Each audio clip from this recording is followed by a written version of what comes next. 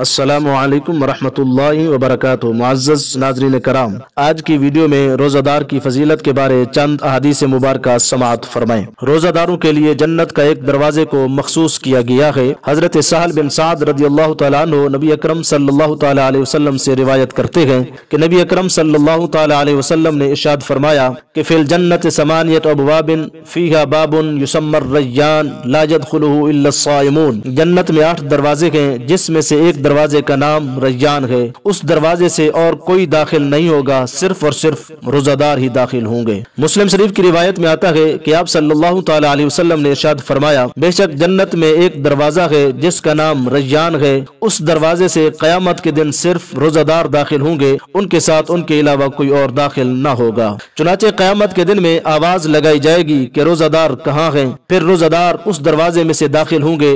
جب سارے کے سارے داخل ہو جائیں گے تو پھر وہ دروازہ بند کر دیا جائے گا، پھر اس دروازے سے کوئی داخل نہ ہوگا۔ ترمذی شریف کی روایت میں آتا ہے کہ اس ریان نامی دروازے سے جنت میں داخل ہونے والے کی فضیلت یہ ذکر کی گئی ہے کہ جو اس ریان دروازے سے ایک بار داخل ہو گیا وہ کبھی پیاسا نہیں ہوگا۔ روزہ دار کی بخشش و مغفرت کر دی جاتی ہے۔ روزہ کی ایک بڑی فضیلت یہ بھی ہے کہ یہ گناہوں کی بخشش کا ذریعہ ثابت ہوتا ہے۔ چنانچہ حدیث پاک میں آتا ہے، حضرت ابو ہریرہ رضی اللہ تعالیٰ عنہ نبی اکرم صلی اللہ تعالی علیہ وسلم کا یہ ارشاد نقل فرماتے ہیں، من صام رمضان ایمانا و احتسابا غفر له ما تقدم من ذنبه، کہ جس بندے نے رمضان المبارک کے روزے رکھے ایمان کی حالت میں اور اجر و ثواب کی نیت سے تو اس روزہ دار کے گزشتہ سارے گناہ معاف ہو جاتے ہیں۔ ایک اور روایت میں آتا ہے کہ پچھلے گناہوں کے ساتھ ساتھ اگلے گناہوں کی مغفرت کا بھی ذکر کیا گیا ہے۔ چنانچہ نبی کریم صلی اللہ تعالی علیہ وسلم نے ارشاد فرمایا، من صام شہر رمضان ایمانا و احتسابا غفر له ما تقدم من ذنبه وما تأخر،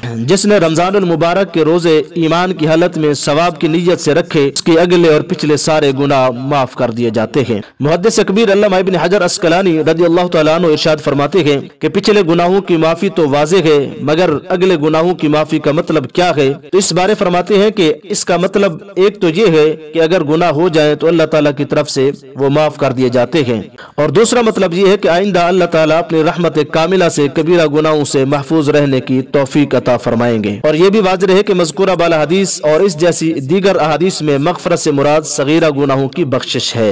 تاہم روزہ دار روزہ رکھنے کے ساتھ ساتھ کبیرہ گناہوں سے بھی توبہ کر لے تو وہ بھی معاف ہو جائیں گے۔ روزہ داروں کے لیے قیامت کے میدان میں دسترخوان لگائے جائیں گے۔ قیامت کے ہولناک مناظر ہوں گے جبکہ ہر طرف افراتفری اور نفسا نفسی کا عالم برپا ہوگا، لوگ حساب و کتاب میں پھنسے ہوئے ہوں گے۔ اس وقت اللہ تعالیٰ کے محبوب اور پسندیدہ روزہ رکھنے والے بندوں کے لیے بے بہا نعمتوں کے دسترخوان چنے جائیں گے۔